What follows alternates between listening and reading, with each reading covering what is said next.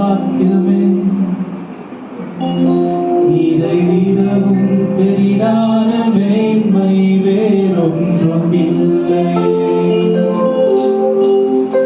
என் இயேசுவே, உம்மை சொந்தமாக கொண்டதென் பாக்கியமே, இதை விடவும் பெரிதான மேன்மை வேறொன்றும் இல்லை. புது கிருபைகள் தினம் தந்து என்னை நடத்தி செல்பவரே, அனுதினமும் உம் கரம் நீட்டி என்னை ஆசீர்வதிப்பவரே. புது கிருபைகள் தினம் தினம் தந்து என்னை நடத்தி செல்பவரே, அனுதினமும் உம் கரம் நீட்டி என்னை ஆசீர்வதிப்பவரே. என் இயேசுவே, உம்மை சொந்தமாக கொண்டதென் பாக்கியமே, இதை விடவும் பெரிதான மேன்மை வேறொன்றும் இல்லையே. என் இயேசுவே, உம்மை சொந்தமாக கொண்டதென் பாக்கியமே, இதை விடவும் பெரிதான மேன்மை வேறொன்றும் இல்லையே. நேர்வழியாய் என்னை நடத்தினீர், நீதியின் பாதையில் நடத்தினீர். நேர்வழியாய் என்னை நடத்தினீர், நீதியின் பாதையில் நடத்தினீர். காரியம் வாய்க்க செய்தீர், என்னை கண்மணி போல் காத்தினீர். காரியம் வாய்க்க செய்தீர், என்னை கண்மணி போல் காத்தினீர். என் இயேசுவே, உம்மை சொந்தமாக கொண்டதென் பாக்கியமே, இதை விடவும் பெரிதான மேன்மை வேறொன்றும் இல்லையே. என் இயேசுவே, உம்மை சொந்தமாக கொண்டதென் பாக்கியமே, இதை விடவும் பெரிதான மேன்மை வேறொன்றும் இல்லையே. கிறிஸ்டியன் அல்லது Christ like leadership seminar. Christ like எல்லாமே கிறிஸ்துவை மாதிரியாக கொண்டு கிறிஸ்துவை மையப்படுத்தி. ஏன்னா இந்த உலகத்துல வேதம் சொல்லுகிறது, குமாரன் உங்களை விடுதலை ஆக்காவிட்டால் நீங்கள் விடுதலை அடைய முடியாது. ஆமென். அப்ப மனுஷனுடைய ஞானமோ, மனுஷனுடைய அனுபவமோ, புரிதலோ, கற்றுக்கொள்ளுதலோ நமக்கு எந்த விதத்திலும் நம்முடைய வார்த்தையை கிறிஸ்து விரும்புகிற நடத்துதலுக்கு நேர்த்தியாய் இருந்து விடாது என்பதை நாம் ஃபர்ஸ்ட் செஷனாக, டிவோஷனாக நம்ம கேட்டோம். மனுஷன் மண்ணிலிருந்து எடுக்கப்பட்டிருக்கான், அதனால தான் அவனுக்கு மனுஷன பேரு அப்படின்னு நிறைய காரியங்களை சொன்னா அதை நான் ரிப்பீட் பண்ண விரும்பல. அப்ப தேவன் நம்மிடத்துல எதிர்பார்க்கிற காரியம் கிறிஸ்து வேத வசனத்தின் துணையோடு தான் இன்னைக்கு நான் எல்லா காரியங்களையும் சொல்ல போகிறேன். ஸோ இதை வந்து நான் ரொம்ப என்ன சொல்றதுங்க, ஒரு முக்கியமான ஒரு காரியமா நம்முடைய சபையிலே நான் பார்க்கிறேன். ஏன்னா உலகம் முழுவதும் ஒரு சபைக்கும் இன்னொரு சபைக்கும் இருக்கிறதான போட்டியில காயனுடைய மனநிலையை கொண்டுதான் வளர்ந்து கொண்டிருக்கிறார்கள். அங்க ஆண்டவர் நிறைய நேரம் இருக்கிறது இல்லை. ஆமென். அப்ப நம்முடைய சபை அந்த ஒரு காரியங்கள்ல வந்து விடக்கூடாது என்பதற்காக, உலகத்தின் மாதிரியில வந்து விடக்கூடாது என்பதற்காக, கிறிஸ்து எதிர்பார்க்கிற கிறிஸ்தவ தலைவர்கள் எப்படி இருக்க வேண்டும், கிறிஸ்து எதிர்பார்க்கிற தலைமைத்துவம் எப்படி இருக்க வேண்டும், கிறிஸ்து எதிர்பார்க்கிற ஊழியம் எப்படி இருக்க வேண்டும் என்கிறதை இன்னைக்கு மையப்படுத்தி நாம் எல்லாம் பார்க்க போகிறோம். சரி, இன்னைக்கு ஃபவுண்டேஷன்ஸ் ஆஃப் கிறிஸ்டியன் லீடர்ஷிப், கிறிஸ்தவ தலைமைத்துவத்திற்கு நமக்கு வேண்டிய அடிப்படை என்ன? ஃபவுண்டேஷன் இல்லைன்னா பில்டிங்கு நிக்காது. நிறைய பேர் வந்து பில்டிங் அழகழகா பெருசா கட்டிடுறோம், ஃபவுண்டேஷன் அதுக்கு எப்படி இருக்குங்கிறத நாம் பார்க்க முடியறதில்ல. பில்டிங்கை கட்டிட்டு ஆல்ட்ரேஷன் வேலையை கட்டின முதல் மாசத்துல இருந்தே தொடங்க ஆரம்பிச்சிடறோம். பார்த்துருக்கீங்களா? நிறைய பில்டிங்களுக்கு இன்னைக்கு ஃபவுண்டேஷன் சரியா இல்லாததுனால ஆல்ட்ரேஷன் வேலை நிறைய நடக்குது. அது நம்முடைய வாழ்க்கையில் இல்லாதபடிக்கு கிறிஸ்து நமக்கு காண்பித்த மாதிரியின்படியே நாம் நம்முடைய ஊழியம், நம்மை சார்ந்திருக்கிற எல்லா தனிப்பட்ட வாழ்க்கை, குடும்பம் எல்லாம் அப்படி இருக்கணும்ன்றத நான் உங்களுக்கு இன்னைக்கு வேத வசனத்தின் துணையோட கற்றுக் கொடுக்க விரும்புகிறேன். மத்தேயு 20ஆம் அதிகாரம் 26 இருந்து 28 வசனங்களை வாசிக்கலாம். மத்தேயு 20ஆம் அதிகாரம் 26 இருந்து 28. அப்படி இருக்கலாகாது. உங்களில் எவனாகிலும் பெரியவனாய் இருக்க விரும்பினால் அவன் உங்களுக்கு பணிவிடைக்காரனாய் இருக்க கடவன். உங்களில் எவனாகிலும் முதன்மையானவனாய் இருக்க விரும்பினால் அவன் உங்களுக்கு ஊழியக்காரனாய் இருக்க கடவன். இன்னைக்கு கிறிஸ்தவத்துல நிறைய பேர் எப்படி கிறிஸ்தவத்தை மாற்றிட்டாங்க அப்படின்னா, I want to be the servant of Jesus அப்படின்னு நம்ம மாத்திக்கிட்டோம். பக்கத்துல பார்த்து சொல்லுங்க, அது சர்வன்ட் கிடையாது. ஆமென்.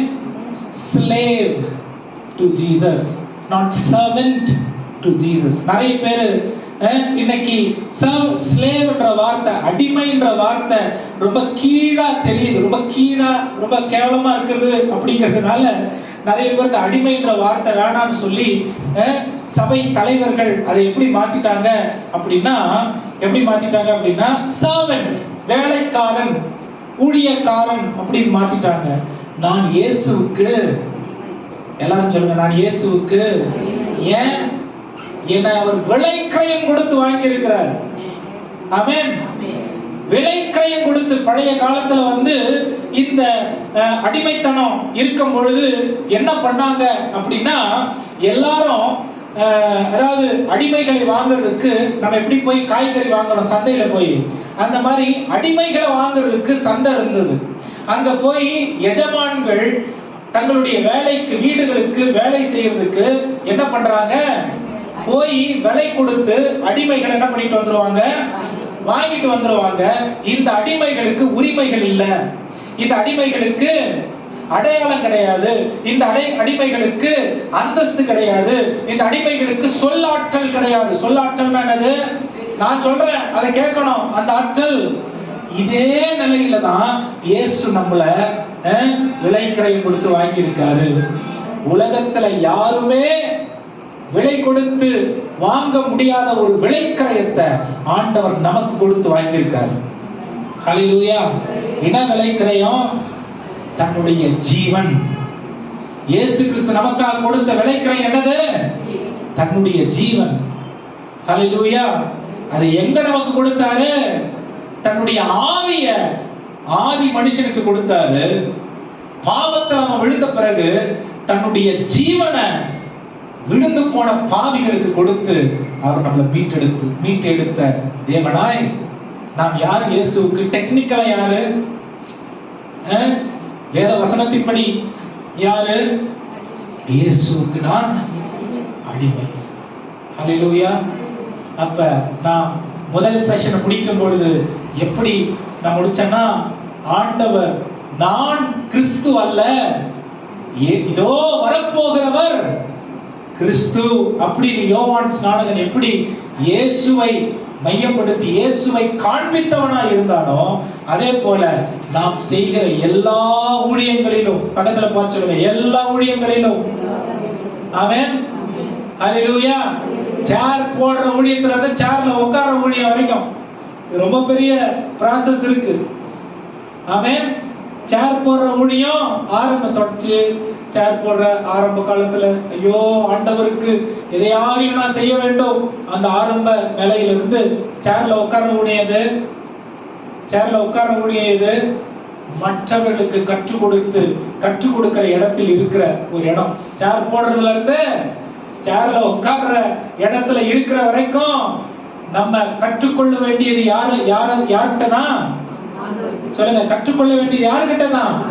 அவர் சேவை கொள்ள வரவில்லை, சேவை செய்ய வந்தார். ஹல்லேலூயா. அவர் சேவை செய்ய வந்தார்னா நம்ம எப்படி சேவை கொள்றது சரியா இருக்கும்? ஹல்லேலூயா. சேவை செய்கிறவர்களாய் கடைசி வரைக்கும் இருக்க வேண்டும். ஏன்னா நாம் கிறிஸ்துவுக்கு அடிமைகளாய் இருக்கிறோம். ஹல்லேலூயா. நம்மளை விடுவித்துக் கொள்ள முடியாத இடத்துல இருக்கிற நிலையில கிறிஸ்து அவர் பெரிய விலைக்கிரயம் செலுத்தி நம்மை விடுவித்தார். ஆமென். அதனாலதான் நம்ம விடுவிக்கப்பட்டவர்களாய் இருக்கிறோம். ஆமென். நம்மளை நம்ம விடுவித்துக் கொள்ள முடியாது. நம்ம பாவங்களை மன்னித்துக் கொள்ள முடியாது. நம்ம நரகத்திலிருந்து பாதுகாத்துக் கொள்ள முடியாது. கிறிஸ்து இதை நமக்கு செய்ததினாலே நாம் மீட்கப்பட்டிருக்கிறோம். வாசிச்சோம் இல்லைங்களா? யோவான் எத்தனாம் அதிகாரம்? 10ஆம் அதிகாரம் 7ஆம் வசனத்திலிருந்து அவரே வாசலாய் இருக்கிறார். அந்த வாசலுக்குள்ள பிரவேசிக்கிறவன் ரட்சிக்கப்படுவான், நல்மைச்சல் அடைவான். ஹல்லேலூயா. அப்ப இந்த ரட்சிக்கப்பட்ட நாம் யாரு அப்படின்னா ஆண்டவருக்கு சேவை செய்கிறவர்களாய் இருக்கிறோம். ஹல்லேலூயா. ஆண்டவருக்கு சேவை செய்கிறவர்களாய் இருக்கிறோம்.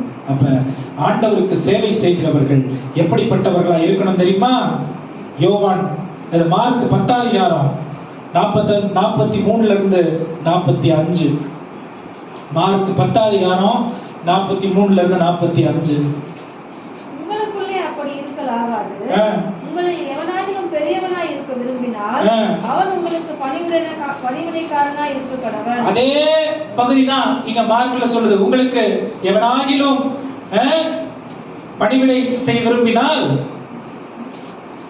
பணிவிடைக்காரனாய் இருக்க கடவன்.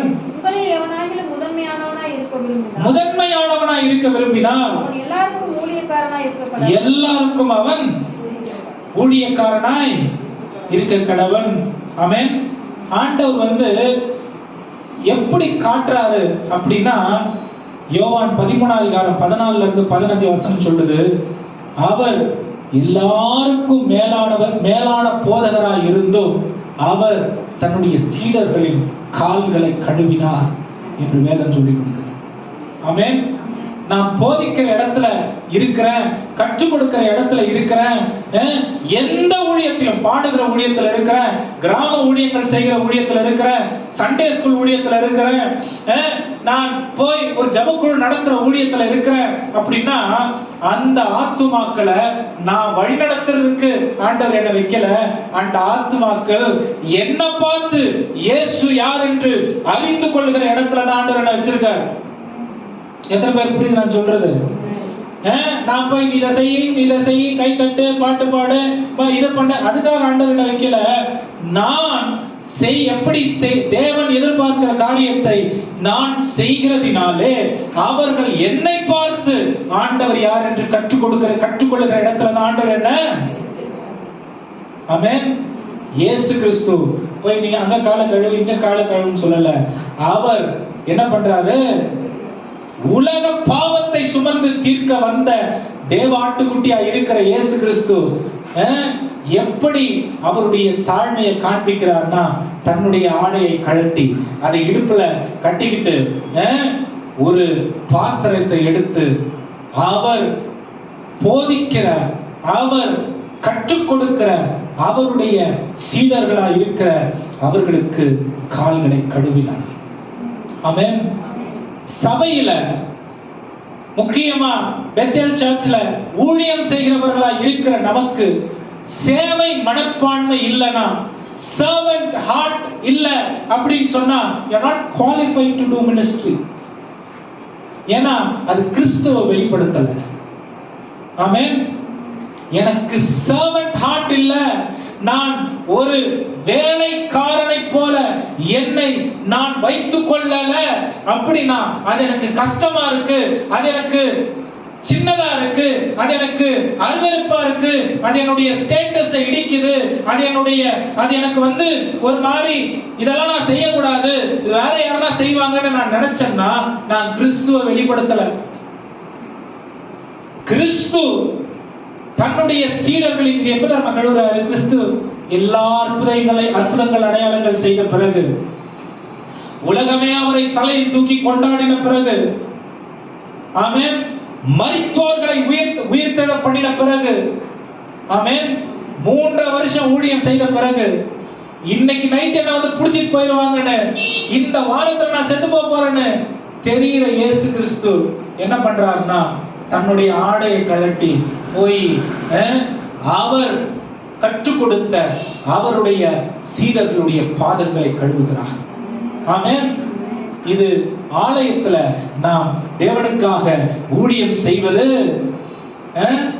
God is not calling us to position ourselves but to serve others. ஆமென். தலைமைத்துவம் ஸ்தானம் கிடையாது. நிறைய நேரம் தலைமைத்துவம் ஒரு பொறுப்பை கொடுத்துட்டா அதை நம்ம எப்படி பார்க்கிறோம்? அது ஒரு அடையாளமா பார்க்கிறோம், அது ஒரு அங்கீகாரமா பார்க்கிறோம், அது ஒரு ஸ்தானமா பார்க்கிறோம், அது ஒரு என்ன சொல்றது, மற்றவர்களுக்கு இல்லாத ஒரு காரியமா பார்க்கிறோம். வேதவசனம் என்ன தெரியுமா சொல்லி கொடுக்குது? எனக்கு ஒரு ஸ்தானம் கிடைக்குதுன்னா அந்த ஸ்தானத்தில் நான் கிறிஸ்துவை வெளிப்படுத்த வேண்டும், சேவை செய்கிற கிறிஸ்துவை வெளிப்படுத்த வேண்டும். ஹல்லேலூயா. எனக்கு ஒரு ஸ்தானத்தை ஆண்டவர் கொடுக்கிறார் இந்த ஆலயத்துலனா, ஆமென், நான் செஞ்சிட்டு இருந்ததை விட்டுட்டு, ஆமென், ஒரு வித்தியாசமான ஒரு பாடி லாங்குவேஜ், ஒரு வித்தியாசமான ஒரு அப்ரோச், ஒரு வித்தியாசமான ஒரு மைண்ட் செட் இல்ல. ஆமென். முதிர்ச்சி அடைகிறவன் கிறிஸ்துவின் மாதிரியின்படியே முதிர்ச்சி அடைகிறான். ஹல்லேலூயா. உச்சக்கட்ட முதிர்ச்சி கிறிஸ்தவத்தில் எது தெரியுமா? எது? எல்லா அற்புதங்கள் அடையாளங்களையும் செய்த கிறிஸ்து தன்னுடைய ஆடையை கழட்டி பாதங்களை கழுவுகிறதை பிரதானமாய் காண்பித்த அந்த மாதிரியை நாம் மாற்றிக்கொள்ள கூடாது. என்ன அர்த்தம்? மற்றவங்க செய்யணுங்கிறத பைபிள் சொல்லுது இல்லைங்களா? உங்களுக்கு யாருன்னா ஏதாவது செய்யணும்னு நினைச்சீங்கன்னா நீங்க அதை, ஹல்லேலூயா, இதுதான் வேதம் சொல்லி கொடுக்கிற தலைமைத்துவம். இதுதான் கிறிஸ்துவின் மாதிரி, இதுதான் கிறிஸ்து சொல்லி கொடுக்கிற தலைமைத்துவம். ஹல்லேலூயா. எத்தனை பேர் புரியுது நான் சொல்றது? ஆமென். அப்ப சேவை செய்யறதுக்கு முன்ன வர்றது யாருடைய தன்மை? கிறிஸ்துவின் தன்மை. ஹல்லேலூயா. என்ன சேவைனா என்னது? சேவைனா என்னது? சொல்லுங்க, சேவைனா என்னது? எத்தனை பேர் சொல்றீங்க ஜெபிக்கிறது சேவை அப்படின்னு? ஜெபம் பண்றது எத்தனை பேர் சேவை செய்யறதுன்னு நினைக்கிறீங்க? இயேசு ஜெபித்தாரா? ஆமா, சேவைதான். எத்தனை பேர் பிரசங்கம் பண்றது சேவைன்னு நினைக்கிறீங்க? ஆமென். இயேசு பிரசங்கித்தாரா? ஆமா. எத்தனை பேர் அற்புத அடையாளங்கள் செய்யறது சேவைன்னு நினைக்கிறீங்க? ஆமென். ஆமா, சேவைதான். எத்தனை பேர் தேவனுக்கு, பிதாவாகிய தேவனுக்கு இயேசு கிறிஸ்து ஆராதனை செய்தார் நினைக்கிறீங்க? ஆமா, ஆராதனை செய்யறது சேவைதான்.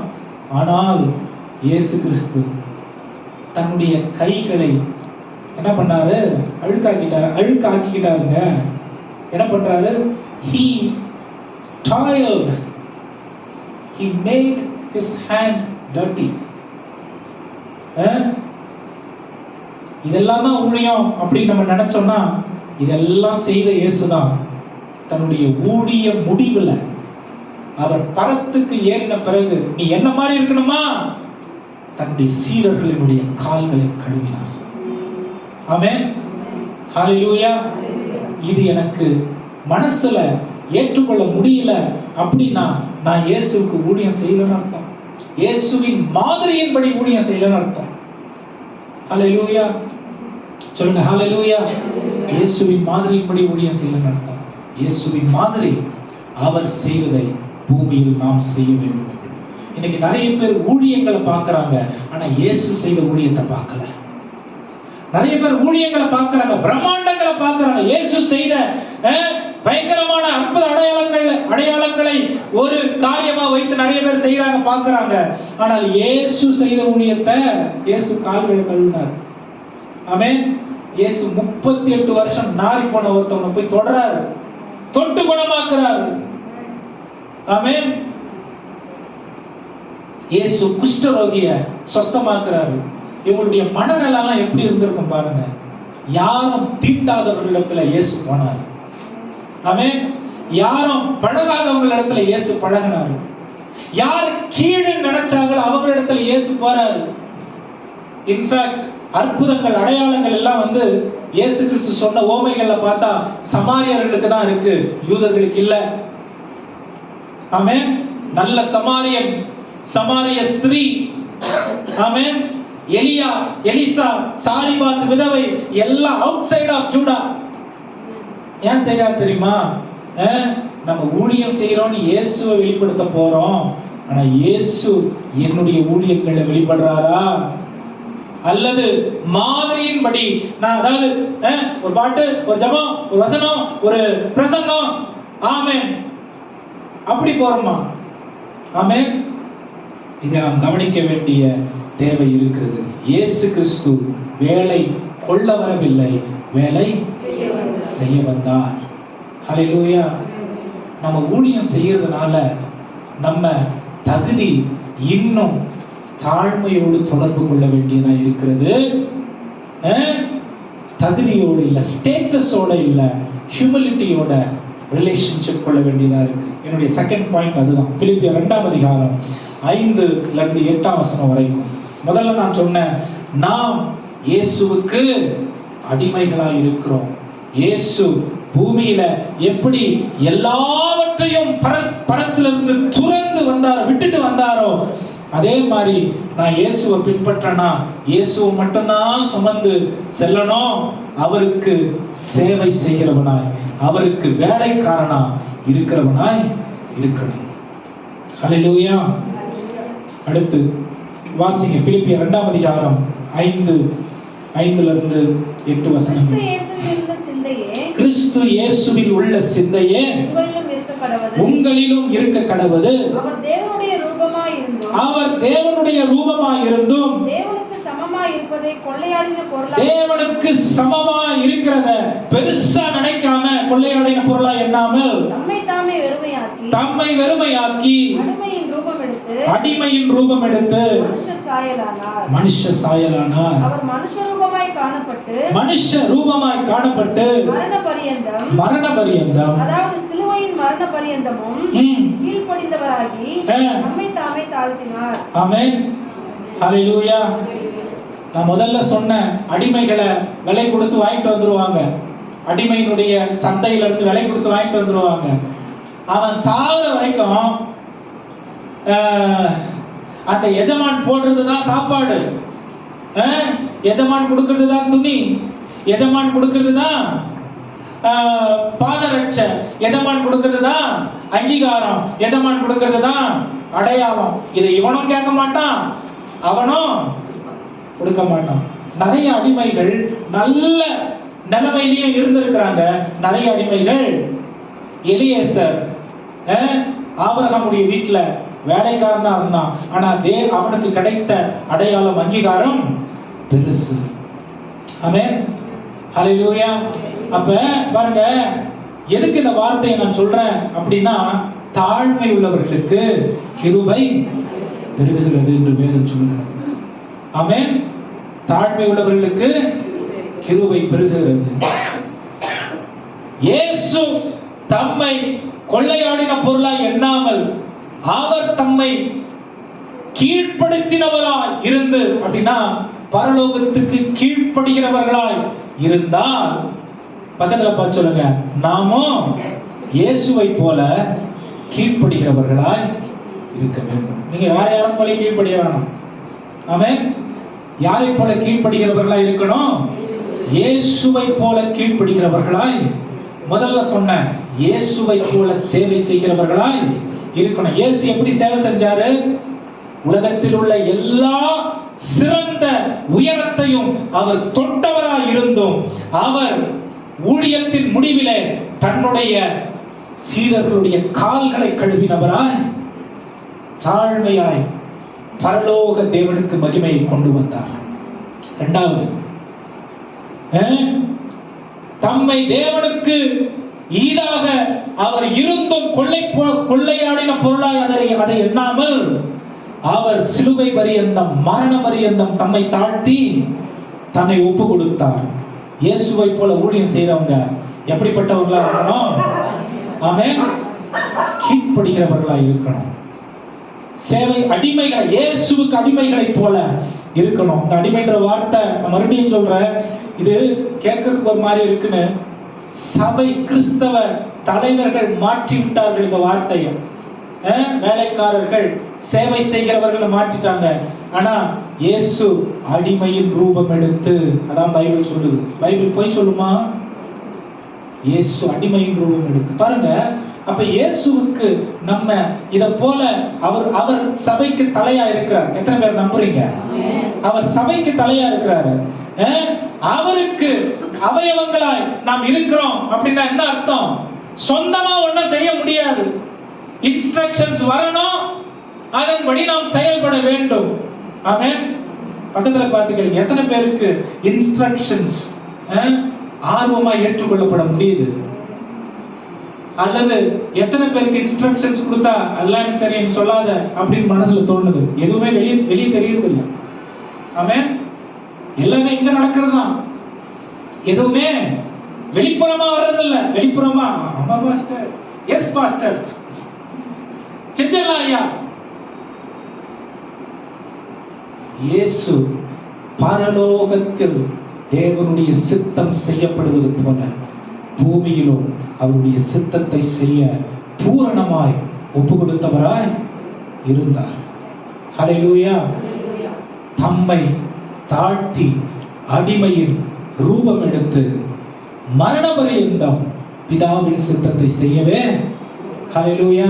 ஒரு காரியத்தை உங்களுக்கு வெளிப்படையா நான் சொல்றேன், உங்களை நீங்க இந்த சபையில இணைத்துக் கொள்ளல, ஊழியத்துல நீங்க ஆர்வமா இணைஞ்சறல, உங்களுக்கு கொடுக்கப்பட்டிருக்கிற பொறுப்பு நீங்களா உங்களால உருவாக்கி கொள்ளல. ஆமென். இதுல எல்லாத்திலையும் பரிசுத்த ஆவியானவருடைய ஈடுபாடு இருக்கிறது. பிதாவாகிய தேவனுடைய நடத்துதல் இருக்கிறது. இயேசு கிறிஸ்துவின் தியாகம் இருக்கிறது. ஆமென். வேதம் சொல்லுது, மாதிரியின்படியே அவர்கள் செயல்பட்டார்கள். என்ன மாதிரி? பிதா, குமாரன், பரிசுத்த ஆவியானவர் அவர்களுடைய நடத்துதல். பிதாவாகிய தேவன் ஆளுகை செய்யும் போது, நடத்தும் பொழுது பழைய ஏற்பாட்டு முழுவதும் கிறிஸ்துவாகிய தேவன் வார்த்தையாய் வெளிப்பட்டார். எங்கேயும் பிதாவினுடைய மகிமையை கணத்தி எடுத்துக்கல. கிறிஸ்துவாகிய தேவன் பூமியில ஊழியம் செய்யும் பொழுது தன்னை பரலோக தேவனுக்கு முற்றிலுமாய் தாழ்த்தி அவருடைய ஆளுகைக்கு ஒப்பு கொடுத்து அதை மட்டுமே செய்தார். எக்ஸ்ட்ரா எதுவும் செய்யல. பரிசுத்த ஆவியானவர் யோவான் 16ஆம் அதிகாரம் 9ஆம் வசனத்துல நீங்க வாசிச்சீங்கன்னா, பரிசுத்த ஆவியானவர் உங்களுக்கு சகல சத்தியங்களுக்குள்ள உங்களை வழிநடத்துவாராக. அவர் சுயமாய் ஒன்றும் செய்யாதபடிக்கு என்னிடத்தில் கேட்டவைகளும் கற்றவைகளும் உங்களுக்கு கற்றுக் கொடுப்பார் என்று பரிசுத்த ஆவியானவரையும் சுயமாக செயல்படாத ஒரு தேவனாக அந்த திரியேக தேவனில் ஒழுங்கு இருந்தால் சபையில் ஒழுங்கு இருக்க வேண்டும். சபையில் ஒழுங்குன போதகரை தேவன் வைத்திருந்தால் அவர் சொல்ற வார்த்தை மட்டும்தான் கீழ்ப்படியணும். ஏன்? தரிசனம் தேவன் போதகர்களுக்கு தான் கொடுத்திருக்கிறார். ஹல்லேலூயா. போதகர்களுக்கு தான் கொடுத்திருக்கிறார். இரண்டாவது, அந்த தரிசனத்திற்கு அடிபணிந்து வாழ்வதற்கு இயேசுவின் மாதிரியை தேவன் சபைக்கு விட்டு போயிருக்கிறார். ஹல்லேலூயா. பாஸ்டர் சொன்னா செய்யலாமா செய்யக்கூடாதுன்ற டிஸ்கஷன் இல்ல, செஞ்சிட்ட பிறகு என்ன செய்யணும்ன்றதா டிஸ்கஷன். ஹல்லேலூயா. சொல்லுங்க ஹல்லேலூயா. ஒன்னு செஞ்சுட்டு அப்புறம் இத செஞ்சோம்னு சொல்றது இல்ல. ஒன்னு செய்யறதுக்கு முன்னாடி ஐயா இத செய்யலாமா, இதுதான் வேத வசனத்தின் ஒழுங்கு. ஆமென். ஹல்லேலூயா. உலகத்தின் மாதிரி ஒன்னு இருக்கு, வேதத்தின் மாதிரி ஒன்னு இருக்கு. உலகத்தின் மாதிரியின்படி நாம் இல்லாதபடிக்கு வேதத்தின் மாதிரியை காண்பிக்கவே இயேசு கிறிஸ்து ஏன் பரலோகத்துல இருந்து இறங்கி வரணும்? தேவை என்ன இருக்கு? தீர்க்கதரிசிகள் இருந்தாங்களா? பெரிய பெரிய ராஜாக்கள் இருந்தாங்களா? வேத வசனம் கொடுக்கப்பட்டிருந்ததா? 39 அதிகாரங்கள் புதிய ஏற்பாட்டு கிறிஸ்தவர்களுக்கு, யூதர்களுக்கு கொடுக்கப்பட்டிருந்ததா? கொடுக்கப்பட்டிருந்ததா இல்லைங்களா? இருந்தது. ஏன் இயேசு கிறிஸ்து வரணும்?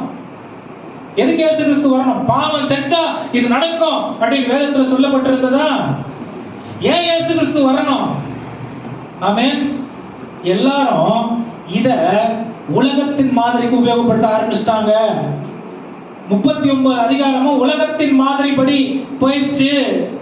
இயேசு கிறிஸ்து வந்து பரலோகத்தின் மாதிரி இதுதான் அப்படின்னு காண்பிக்கிறதுக்காக தான் பூமிக்கு அடிமையின் ரூபம் எடுத்து வந்தார். ஆமென். வந்து பூமியில வாழுகிற கடைசி நாள் வரைக்கும் பிதாவின் சித்தத்தையே செய்ய வந்தார். செய்தாரு. ஆமென். பரலோகத்திற்கு எடுத்துக் கொள்ளப்படும் பொழுது கூட காத்திருங்கள், பிதாவாகிய தேவன் உங்களுக்கு ஒரு தேற்றரவாளனை அனுப்புவார் நான் சொன்னாரு. அங்கேயும் அவர் என்ன பண்ணிக்கல, மேன்மைப்படுத்திக்கல. பக்கத்துல பார்த்து சொல்லுங்க, நீங்க ஊழியம் செய்யற இடத்துல சொல்லுங்க, ஊழியம் செய்கிற உங்களுடைய ஊழிய ஸ்தலங்கள்ல பெத்தேல் சர்ச்னா, நான் இந்த கேள்வி எல்லா செஷன்ஸ்லயும் கேட்க போறேன். ஆமென். பெத்தேல் சர்ச்ல இருந்து நாங்க வரோம், எத்தனை பேர் சொல்றீங்க? எங்களுக்கு சீனியர் பாஸ்டர் ஜான் பீட்டர் ஐயா இருக்காரு, எத்தனை பேர் சொல்றீங்க? ஆமென். கிளைகள் படர்ந்து விரிந்திருக்கலாம், ஆமென், வேறு ஒண்ணுதான். ஹல்லேலூயா. கிளைகள் படர்ந்து விரிந்திருக்கலாம், உலகம் முழுசா இருக்கலாம், வேறு ஒண்ணுதான். ஹல்லேலூயா. இந்த மாதிரியை நீங்க பயன்படுத்தி பாருங்க. யோவான் 15ல நான் சொன்ன அந்த காரியம் இருக்கு. நான் உங்களிலும் நீங்கள் என்னிலும் நிலைத்திருந்தால் மிகுந்த கனிகளை கொடுப்பீர்கள். ஆமென். ஹல்லேலூயா. You are not called to be connected with many ministries. நிறைய ஊழியங்களோடு தொடர்பு கொள்வதற்காக உங்கள் ஆண்டவர் அழைக்கல. அந்த மாதிரி இருந்திருந்தா அந்த சபைகள்ல உங்கள் ஆண்டவர் நாட்டி இருப்பார். நீங்க போய் ஜெபம் பண்ணி பாருங்க, ஆண்டவரே ஏன் இந்த சபையில என்ன வச்சீங்க? ஏன் இந்த பாஸ்டர் கீழே என்ன வச்சீங்க? ஏன் இந்த ஊழிய திட்டங்களுக்குள்ள எங்களை இணைத்திருக்கிறீங்க அப்படின்னு நீங்க ஜெபம் பண்ணி பாருங்க. உண்மையா நீங்க வேதத்தின்படி நடத்தப்படுகிறவர்களா இருந்தால் பரிசுத்த ஆவியானவர் எதுக்குன்னு உங்களுக்கு தெளிவுபடுத்துவார். ஆமென். சொல்லுங்க ஹல்லேலூயா. Very very important. ரொம்ப முக்கியமான ஒரு சத்தியம். உலகத்தின் மாதிரி நான் எல்லாரோடையும் தொடர்பு கொள்ளுவேன் அப்படின்னு இருக்கிற ஒரு காரியம். ஆனா வேதத்தின் மாதிரி நாட்டப்பட்ட இடத்துல உறுதியாய், ஹல்லேலூயா. அதனால யாருக்கும் சேரக்கூடாது அப்படி இல்லை. உங்க அடையாளத்தை நீங்க எதுக்கும் விட்டு கொடுக்க கூடாது. ஆமென். அதுதான் முக்கியம். உங்க அடையாளம் எது? ஆமென். உங்களுக்கு ஒரு வேளை இந்த சபையில் ஆண்டவர் உங்களை வைக்கல, ஆண்டவர் நீங்க இந்த சபையில இருக்கிறது ஆண்டவருக்கு சித்தம் இல்ல அப்படின்னா உங்களை வேற இடத்துல அவர் கொண்டு போய் அந்த சபையில் நாட்டி அந்த சபைக்கு உங்களால ஆசீர்வாதமா இருந்து நீங்க அதுல மகிமை, அதன் மூலமா தேவன் உங்களால மகிமைப்படுறாருன்னா தாராளமா அந்த காரியங்களை நம்ம செய்யலாம். வேதத்தின் மாதிரி நீங்க எங்க வேணா பாருங்க. ஏன் ஜீனியாலஜி ஆண்டவர் சொல்றாரு? மத்தேயு 1ஆம் அதிகாரத்தை எடுத்துக்கங்க. 14 எதுக்கு குடும்ப கோத்திரங்கள் ஆண்டவர் சொல்றாரு? யோசுவாவை எடுத்துக்க. யோசுவா இல்ல, நீங்க ஆதியாகமத்துல இருந்து நீங்க பாத்தீங்கன்னா, ஆதியாகமம் 7ஆம் அதிகாரம் வரைக்கும் நீங்க 7ஆம் அதிகாரத்துல இருந்து நீங்க அப்படியே வாசிச்சீங்கன்னா இந்த ஒரு ஃப்ளட் என்ன சொல்லுவாங்க தமிழ்ல, வெள்ளம் வந்துட்ட பிறகு என்ன நடந்துச்சு? 11ஆம் அதிகாரத்தை நீங்க பாத்தீங்கன்னா இந்த நோவாவுடைய பிள்ளைகள் அவர்களுடைய குடும்பத்தின் வம்ச வரலாறு 11ஆம் அதிகாரத்தின் இன்னும் அப்படியே பாதியில பாத்தீங்கன்னா ஆபிரகாம் ஆண்டவர் அழைக்கிறதுக்கு முன்னாடி அவனுடைய குடும்ப வம்ச வரலாறு எதுக்கு சொல்றாரு? எண்ணிலிருந்து புறப்பட்டு என் பேச்சை கேட்காம அவர்களுடைய மனதிற்கு சரி என்று செய்தவர்களை நான் எப்படி அழித்தேன், அதுல இருந்து நான் எப்படி ஒருத்தனை தெரிஞ்சுக்கிட்டேன், மறுபடியும் எண்ணிலிருந்து தான் அவனை ஆரம்பிக்கிறேன். அந்த குடும்பத்தின் வம்சாவளி சரியா செயல்படாததுனால ஏன் ஒரு குழப்பம் வந்துச்சு? யோவான் 11 அதிகாரம் ஆதியாகமத்துல அங்கிருந்து ஆரம்பித்து இந்த 50ஆம் அதிகாரம் வரைக்கும் பார்க்கும்போது 4 தலைமுறைகளை கொண்டு நான் எப்படி என்னுடைய செயல்களை காரியங்களை காண்பித்து கொடுத்தேன். இந்த 4 தலைமுறையும் பேசும்பொழுது என்ன தெரியுமா சொல்றாரு? ஆபிரகாமின் தேவன், ஈசாக்கின் தேவன், யாக்கோபின் தேவன், யோசேப்பின் தேவன். ஆமென், ஹல்லேலூயா. நம்ம கொஞ்சம் அப்படி எங்க ஆண்டவர் நம்மளை அனுப்புறாருன்னா சர்ச்சு பேர் விட்டுறோம், பாஸ்டர் பேர் மறந்துடுறோம். தேவன் எங்க நம்மளை உருவாக்கிக்கிட்டு இருக்காரு, எங்க நம்முடைய ஆவிக்குரிய போதனைகளை கொடுத்துட்டு இருக்காருங்கிறத விட்டுறோம். ஆண்டவர் உடலை நம்ம விட்டுறோம். ஆண்டவர் மாறல, நம்ம புதிய ஏற்பாட்டிலையும் ராகாப், தாவீது, ரூத், இயேசு, ஆண்டவர் மாறல, நம்ம மாறிட்டு இருக்கோம். ஹல்லேலூயா. இதனாலதான் வேண்டிய வளர்ச்சி இல்லைன்னு ஆண்டவர் சொல்றாரு. இதனாலதான் வேண்டிய பெருக்கமோ, வேண்டிய விசாலமோ, வேண்டிய அமைப்பும் இல்லைன்னு ஆண்டவர் சொல்றாரு. தேவன் என்னை நாட்டி வைத்திருக்கிற அந்த வீட்டுல என்னுடைய சேவை வெளியிறக்கமாய் கிறிஸ்துவின் சேவையை போல இருக்கும். தேவன் என்ன வைத்திருக்கிற இடத்துல கீழ்ப்படுகிற ஒரு கனி கொடுக்கிற மரமாய் இருக்கணும். 3வது, என்னுடைய செயல்பாடு எப்படிப்பட்டதா இருக்கணும்? யோவான் 13:34-35. நீங்கள் ஒருவரில் ஒருவர் அன்பாயிருங்கள். கவனிங்க, நீங்கள் ஒருவரில் ஒருவர் அன்பாயிருங்கள். நான் உங்களில் அன்பாயிருந்தது போல நீங்களும் ஒருவரில் ஒருவர் அன்பாயிருங்கள் என்கிற, நீங்களும் ஒருவரில் ஒருவர் அன்பாயிருங்கள் என்கிற புதிதான கட்டளையை உங்களுக்கு கொடுக்கிறேன். ஆமென், ஹல்லேலூயா. மத்தேயு 9:36. மத்தேயு 9:36 வேகமா வாசிங்க.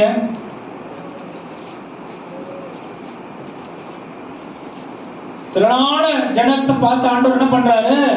அவர்கள் மேய்ப்பரில்லாத ஆடுகளைப் போல தோய்ந்து போனவர்களும் சிதறப்பட்டவர்களுமாய் இருந்தபடியால் அவர்கள் மேல் மனதுருகி நம்முடைய சீசர்களை நோக்கி அறுப்பு மிகுதி வேலையாட்கள் என்ன சொல்ல வராரு? பாரு, நீங்க 12 பேர் என்னோட கூட நாட்டப்பட்டிருக்கிறீங்க. அங்க பாருங்க, மேய்ப்பன் இல்லாத ஆடுகளை போல என்ன பண்றாங்க? அப்ப இயேசு கிறிஸ்து சொல்ல வர்றது என்ன? 2 வித்தியாசமான ஒரு கூட்டத்தை ஆண்டவர் காட்டுறாரு. ஒண்ணு, தங்களை நடத்தி கொள்ளுகிற கூட்டம், அவர்களுக்கு மேய்ப்பர்கள் இல்ல. இயேசு சீஷர்களை பார்த்து இயேசுவால் நடத்தப்படுகிற கூட்டம், அவர்களுக்கு மேய்ப்பர்கள் மேய்ப்பர் இருக்கிறார். இந்த மேய்ப்பன் சொல்லிக் கொடுக்கிற காரியம் என்னது? அறுப்பு மிகுதி, வேலையாட்கள் குறைவு. எத்தனை பேர் புரியுது நான் சொல்றது? ஆமென். நான் ஊரெங்கும் போய் என்ன பண்ணாலும் எனக்கு அட்ரஸ், அதை நான் பெருமையா என் அட்ரஸ் சொல்லலாம். நான் யாரு? பக்கத்துல பார்த்து மெய்ப்பன் இல்லாத ஆடு. ஆமென், மெய்ப்பன் இல்லாத ஆடு. ஆண்டவர் இந்த கூட்டத்தை பார்த்து என்ன பண்றாரு? மனதுருகிற தேவனா இருக்கிறார். அப்ப நான் என்ன வேணா ஆண்டவருக்காக செய்வேன், ஆண்டவர் எல்லாத்தையும் சந்தோஷமா ஏற்றுக்கிறாரு நினைக்கிறீங்களா? இல்ல. ஆண்டவர் என்ன பண்றாரு? நம்மளை பார்த்து மனதுருகிறார். இங்கே ஆடதான் சொல்லுது, அங்கே ஆடதான் சொல்லுது. அதனால ஒரு ஒழுங்கு இருக்கிறது பிரியமானவர்களே. நான் செய்யறத வச்சு ஆண்டவர் நான் யாருங்கிறத அங்கீகரிக்கிறது இல்ல. நான் யாரு அப்படிங்கிறத வச்சுதான் ஆண்டவர் என்ன அங்கீகரிக்கிறார். ஆபிரகாம் வேற ஒரு வேலை செஞ்சான், ஈசாக்கு வேற ஒரு வேலையை செஞ்சான், யாக்கோபு வேற ஒரு வேலையை செஞ்சான், யோசேப்பு வேற ஒரு வேலையை செஞ்சான். ஆமென். அவங்க செஞ்ச வேலையினால அவங்களுக்கு அங்கீகாரம் இல்ல, அவங்க எங்க இருந்து வந்தாங்கிறது தான் அவங்களுக்கு அங்கீகாரம். ஹல்லேலூயா. எத்தனை பேர் புரியுது நான் சொல்றது? ஆமென். அவங்களுடைய அங்கீகாரம், ஆபிரகாமை தேவன் அழைத்தார். ஆமென். அதன் நிமித்தமாய் ஈசாக்கு ஆசீர்வாதம், அதன் நிமித்தமாய் யாக்கோபுக்கு, அதன் நிமித்தமாய் யோசேப்பு. அல்லேலூயா. இவங்களுக்கு நிறைய பிள்ளைங்க இருந்தாங்க, என்னென்னமோ நடந்துச்சுன்னு வச்சுக்கோங்க. அவங்க பேர்களாக பெருசா ஆண்டவர் ஒன்றும் அடையாளப்படுத்தல. அவர் யாரை அழைத்தாரோ அவர்களுக்கு இருக்கிற அந்த அங்கீகாரம் தான். பக்கத்துல பார்த்து, நீங்க அழைக்கப்பட்டவங்க தான். அல்லேலூயா. என்ன ஒரு வேதனைனா, அழைக்கப்பட்டு மேய்ப்பட்டில்லாத ஆடுகளை போல திரிகிற நிலைமை. இது அதோட பரதாபம். ஆண்டவர் அழைத்தார் அப்படின்னு எனக்கு தெரியுது, ஆனா அந்த மேய்ப்பனுடைய ஆளுகைக்கு கீழே நான் இல்ல. சீஷத்துவ மனப்பான்மையில, சீஷத்துவம்னா டிசைபிளுக்கு இன்னொரு வார்த்தை ஸ்லேவ். ஆமென். சீஷனுடைய மனப்பான்மை இல்ல, அடிமை. தேவனுக்கு நான், ஆண்டவருக்கு அடிமை. நான் ஒழுங்கின்படி மாதிரியின்படி நான் நடக்க வேண்டும் என்ற மனப்பான்மை இல்ல. இரண்டாவது தாழ்மை. இயேசு தன்னை எல்லாவற்றுக்கும் பிதாவினுடைய கரங்களில் கீழ்ப்படுத்தினார். ஆமென். நான் தேவன் என்னை நாட்டி இருக்கிற இடத்துல, ஏன்னா பல தரிசனங்கள் ஒரு ராஜ்யத்தை கட்டாது. ஒரு ராஜ்யம் ஆமென் கட்டப்பட வேண்டும் என்றால் யூனிட்டி இன் டைவர்சிட்டி. இதோட நான் முடிக்கிறேன். யூனிட்டி இன் டைவர்சிட்டி அப்படின்ற வார்த்தை எத்தனை பேர் தெரியும், கேள்விப்பட்டிருக்கீங்க? ஒருமையில் ஒற்றுமையில் வேற்றுமை எத்தனை பேர் கேள்விப்பட்டிருக்கீங்க? ஆமென். என்ன அர்த்தம்?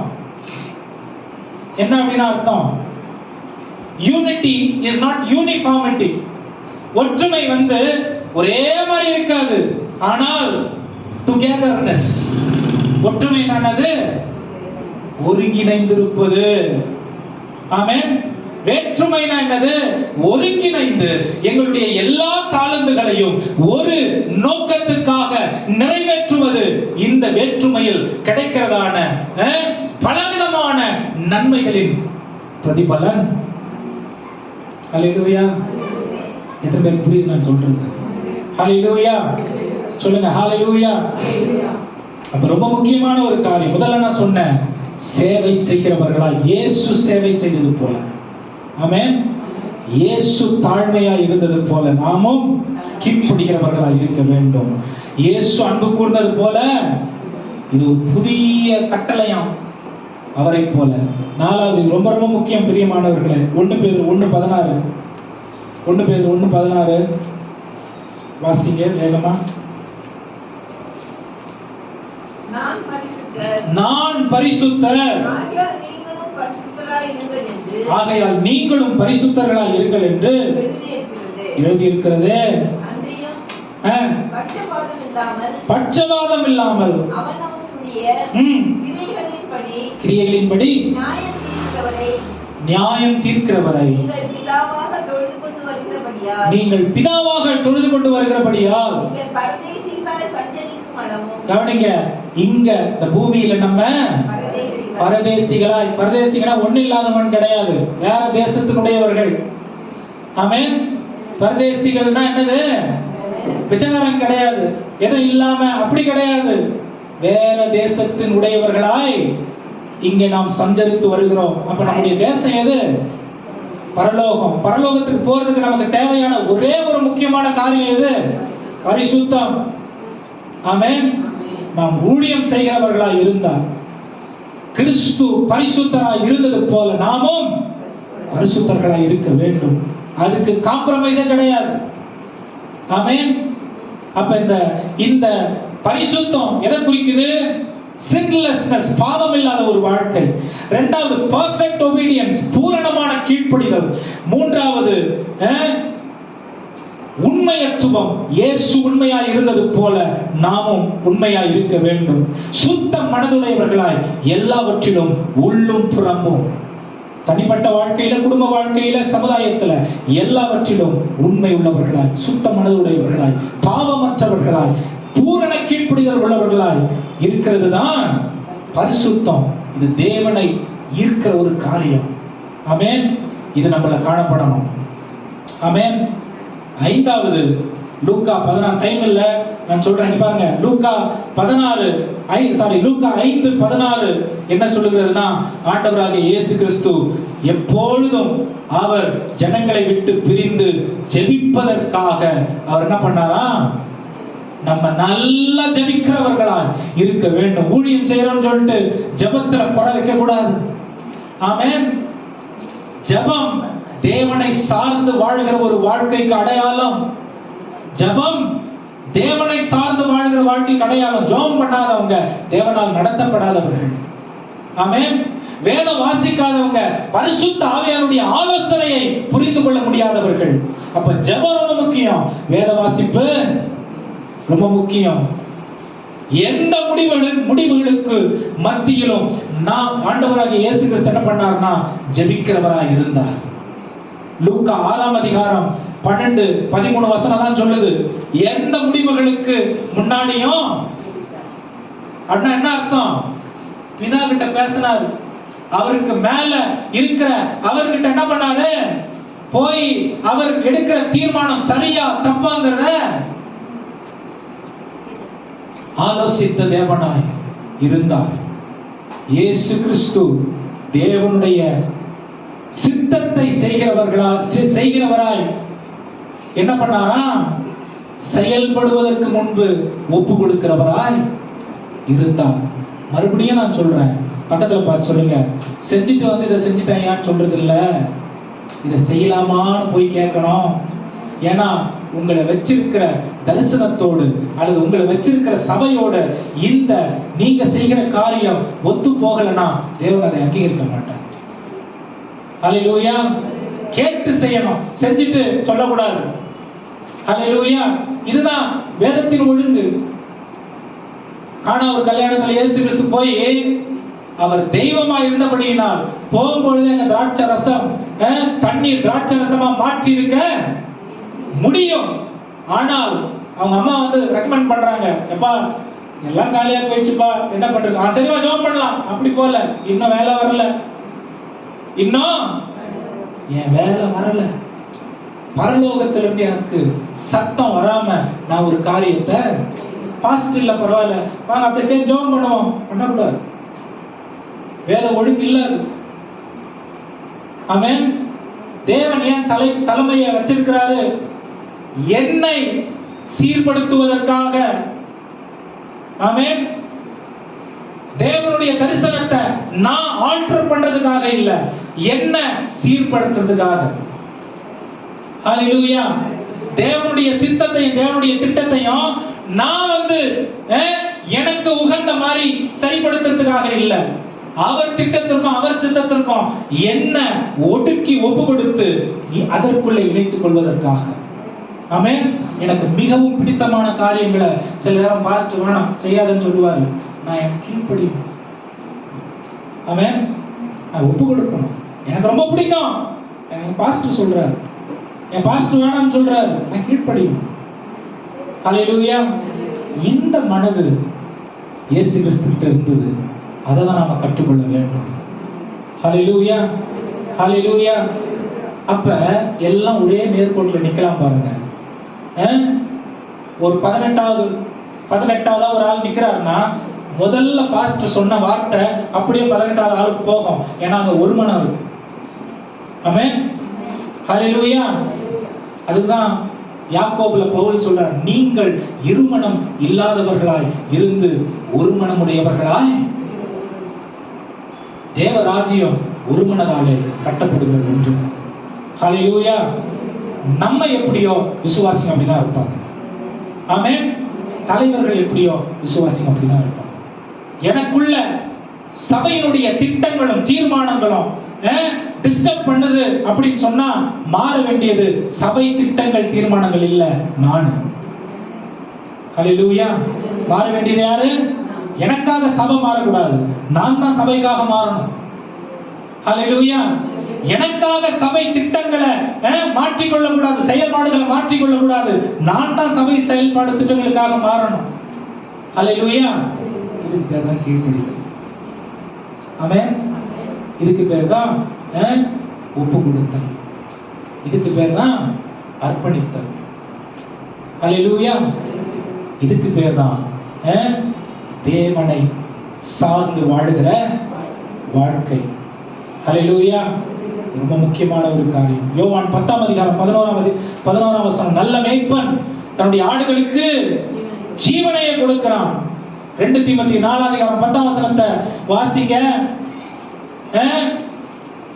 வெறும் ஜபத்தில் அல்ல, நல்ல பூரண உபதேசத்திலும் சத்தியத்திலும் நிலையாய் இருக்க வேண்டும். பாருங்க, என் ஒரு ஆளுக்காக சபையினுடைய திட்டங்கள் மாறுதுன்னா என் மேல வர தண்டனை பயங்கரமானதா இருக்கும். ஏன் தெரியுமா? சபைக்கு தலை கிறிஸ்து. ஆமென். சபைக்கு தலை கிறிஸ்து. அவர் சொல்றதான் பாஸ்டர் செய்யணும், செய்யறாரு. பாஸ்டர் சொல்றத நான் கேட்கணுமான்னு நான் முரண்டு முடிச்சேன், அல்ல மாத்தி பண்ண, இல்ல என் விருப்பத்துக்காக நான் என்ன அதை மாற்றிக்கொள்ளணும்னு நினைக்கிறேன்னா கிறிஸ்துவுக்கு எதிராக நான் நிற்கிறேன் என்ற அர்த்தம். ஆமென். கிறிஸ்துவுக்கு எதிராக நான் செயல்பட முடியாதுங்க, கூடாது. நல்ல மேய்ப்பன் தன்னுடைய ஆடுகளுக்கு இங்க நான் கீழ்ப்படிந்து, இங்க நான் ஒப்பு கொடுத்து, இங்க நான் தரிசனத்துல நிக்கலனா நான் போய் ஊழிய செய்யற இடத்துல நான் சொல்ற விசாரம் கேட்க மாட்டேன். ஆமென். அது எப்படி கேட்காம இருக்குது? ஒன்ன பண்ற மாதிரி என்ன பண்ற மாதிரி நான் ஒன்ன பண்ணேன். ஏன் என்கிட்ட அது இல்ல, மற்றவங்க நான் நடத்துறவங்க எப்படி வரும்? ஆமென்.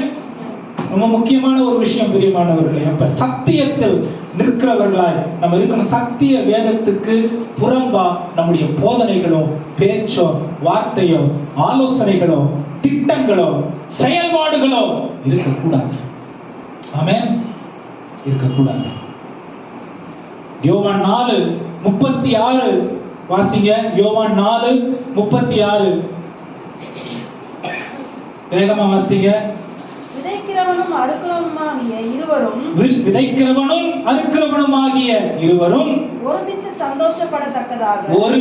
சந்தோஷப்படத்தக்கதாக அறுக்கிறவன் கூலியை வாங்கி நித்திய ஜீவனுக்காக பலனை சேர்த்துக் கொள்கிறார். அறுக்கிறவன் கூலியை வாங்கி நித்திய ஜீவனுக்கு. இப்ப பாஸ்டர் இங்கிறது ஆலோசனை கொடுத்தாலும், நாம் மற்ற இடங்கள்ல போய் செயல்பட்டாலும் நித்திய கூலியை கொடுக்கிறது யாருதான்?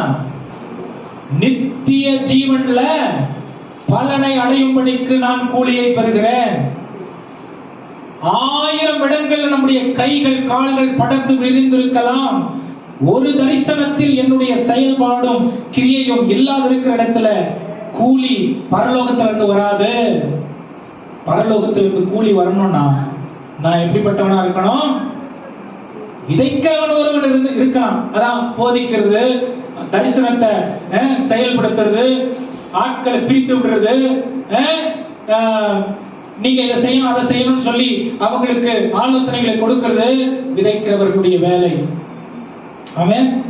ஆனா இந்த வசனத்தை ரொம்ப அழகா கவனிங்க. அறுக்கிறவன் பரலோகத்தில் கூலியை வாங்கி நித்திய ஜீவனுக்காக பலனை சேர்த்துக் கொள்ளுகிறான். ஹல்லேலூயா. ஹல்லேலூயா. சத்தம் மேடையில இருந்து நம்ம நோக்கி வருதுன்னா நான் செயல்படுறது சத்தத்தை கேட்டு நித்திய ஜீவனில் பலனை சேர்த்துக் கொள்வதற்காக செயல்பட வேண்டும். ஹல்லேலூயா. அப்ப ரொம்ப முக்கியமான ஒரு சத்தியம் இது. ஆமென். இயேசு கிறிஸ்து கடைசி வரைக்கும் உண்மை உள்ள தேவனாக, கீழ்ப்படிதல் உள்ள தேவனாக, அவருக்கு கொடுத்ததான அந்த பொறுப்பை நிறைவேற்றி பரலோகத்தின் சித்தத்தின்படி நிறைவேற்றி முடித்தார். இதுல சுயம் வரல, இதுல பெருமை வரல, இதுல ஸ்தானம் வரல, இதுல அங்கீகாரம் வரல, இதுல எதுவுமே வரல. இதுல கர்த்தருடைய நாமம் மகிமைக்காக செயல்பட்டவராய் இருந்தார். நாமும் அப்படி செயல்பட வேண்டியவர்களாய் இருக்க வேண்டும். கடைசியா ரொம்ப முக்கியமான ஒரு விஷயம், இயேசு கிறிஸ்துவினுடைய ஊழியம் பரிசுத்த ஆவியானவரால் அபிஷேகிக்கப்பட்ட ஒரு ஊழியமாய் இருந்தது. லூக்கா 4:18 சொல்லுது, அவர் பரிசுத்த ஆவியானவராலே அபிஷேகம் பெற்றவராய் இருந்தார் என்று வேதம் சொல்லிக் கொடுக்கிறது. அதே அபிஷேகத்தை நமக்கு ஆண்டவர் நம்முடைய ஊழியங்களையும் எதிர்பார்க்கிற ஒருவராய் இருக்கிறார். பரிசுத்த ஆவியானவரால் நடத்தப்படாத இடத்துக்கு நம்ம போக கூடாது. ஆமென். ஹல்லேலூயா. ரெண்டு பேர் வேதத்துல ரெண்டு பேர் ரெண்டு இடத்துக்கு போனாங்க. ஆபிரகாம் ஒரு இடத்துக்கு போனாரு, லோத்து ஒரு இடத்துக்கு போனாரு. லோத்து போன இடம் எப்படிப்பட்ட இடம்? பார்வைக்கு அருமையா இருந்தது. ஆபிரகாம் போன இடம் எப்படிப்பட்ட இடம்? தேவன் அனுப்பின இடம். பார்வைக்கு அருமையா இருந்ததுதான் சோதோம் கோமரவா மாறிடுச்சு. தேவன் அனுப்பின இடம் செல்வமும் செழிப்பும் ஆக ஆபிரகாமை மாற்றின இடமா இருந்தது. ஆமென். ஃபியூச்சருக்கு இது நல்லா இருக்கும். சோதோம் கோமரவா மாறிடும். பரிசுத்த ஆவியானவர் நடத்தாத இடத்துக்கு நம்ம போக கூடாது. ஹல்லேலூயா. பரிசுத்த ஆவியானவர் இணைக்காத நபர்களோட நம்ம இணைய கூடாது. பரிசுத்த ஆவியானவர் கொடுக்காத ஆலோசனைக்கு புறம்பா நம்ம செயல்படக்கூடாது. ஆமென். அப்ப ஆண்டவர் ஏன்னா பரலோகத்திற்கு மாதிரியாய் நம்முடைய வாழ்க்கை இருப்பதற்கு சீர்படுத்துவது பரிசுத்த ஆவியானவர் மட்டுமே, யாரும் இல்லை. ஆமென்.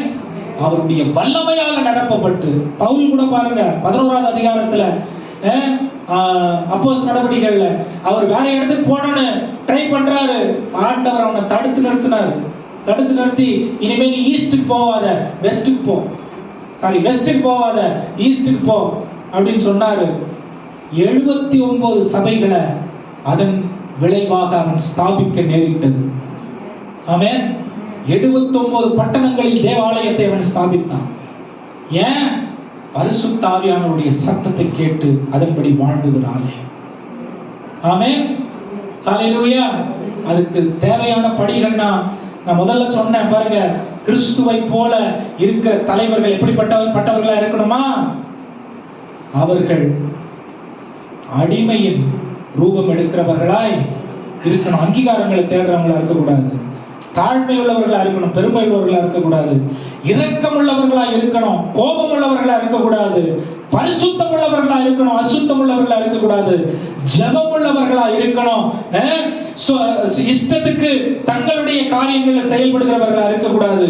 போதிக்கிறவர்களாக வேதத்தின்படி சத்தியத்தின்படி போதிக்கிறவர்களா இருக்கணும். சொந்த கதைகளை சொல்லி அந்த காலத்தை நேரத்தை கழிக்க கூடாது. தேவனுடைய மிஷன், தேவனுடைய திட்டத்திற்கு ஒப்பு கொடுத்து கீழ்ப்படுகிறவர்களா இருக்கணும். சொந்த பார்ப்பதற்கு அருமையான காரியங்கள்ல இல்ல, தேவனுடைய ஆவியானவருடைய நடத்துதலுக்கு உண்மை உள்ளவர்களா இருக்க வேண்டும். ஹல்லேலூயா. சொல்லுங்க ஹல்லேலூயா. ஏன்னா நம்ம எல்லாம் அவரை மகிமைப்படுத்தி வாழ்வதற்காக அழைக்கப்பட்டிருக்கிறோம். நாம் செய்கிற ஒவ்வொரு காரியமும் அவருக்கு கனமும் மகிமையும் போக வேண்டியதாய், இதுல ஒரு துளி கூட எனக்கு மகிமை வரக்கூடாது. ஆமென். சொல்லுங்க, ஒரு துளி கூட எனக்கு மகிமை வரக்கூடாது. ஹல்லேலூயா. சொல்லுங்க ஹல்லேலூயா. எத்தனை பேருக்கு ஆசீர்வாதமா இருக்கு? ஆமென். நான் பேசுறதுனால இல்ல, உங்க கை நீங்க வசனத்தை குறிச்சிக்கங்க. வசனத்தை தலைப்புகளோட கூட நீங்க வசனத்தை குறிச்சிக்கங்க. வீட்டுக்கு போய் படிச்சு பாருங்க, நான் சொல்ற காரியங்கள் உங்களுக்கு புரியும். ஆமென். சொல்லுங்க ஹல்லேலூயா. ஓகே, 1 hour பிரேக் எடுத்து 1 hour முடிஞ்சது. பிரேக் எடுத்துக்கலாம். கர்த்தரை நோக்கி கண்களை மூடி கர்த்தரை நோக்கி பார்க்கலாம். ஐசக் நமக்காக இந்த செஷன் ஆண்டவர் ஆசீர்வதித்ததற்காக, இந்த பகுதியிலே நாம் கற்றுக்கொண்டதை மறக்காதபடிக்கு நான் என் நோட்ஸ் எல்லாம் உங்களுக்கு கொடுக்குறேன். சரிங்களா? நீங்க ரொம்ப அதனால ரிலாக்ஸ் ஆயிடாதீங்க. நீங்க எழுதுனாதான் உங்க மைண்ட்ல பதியும். இந்த நோட்ஸ் எல்லாம் நான் உங்களுக்கு கொடுக்குறேன். Christ like leader, leadership qualities எல்லாமே, கேரக்டர் எல்லாமே பேச போறோம். ஆனா இது ரொம்ப முக்கியமான ஒரு விஷயம் பிரியமானவர்கள். இதற்கு பிறகு நம்முடைய சபையில அந்த ஒருமனப்பாடு பூரணமா இருக்க வேண்டும். ஆமென். பிசாசு இதை தான் கெடுக்கணும்னு பார்ப்பான். நீங்க காரணமா மாறிடாதீங்க. ஆமென்.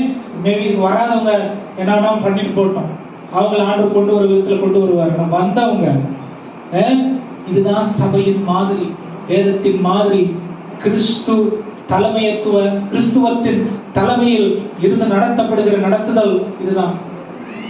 இதற்கு நீங்க உத்தரவாதமாய் இருந்து செயல்பட வேண்டும்.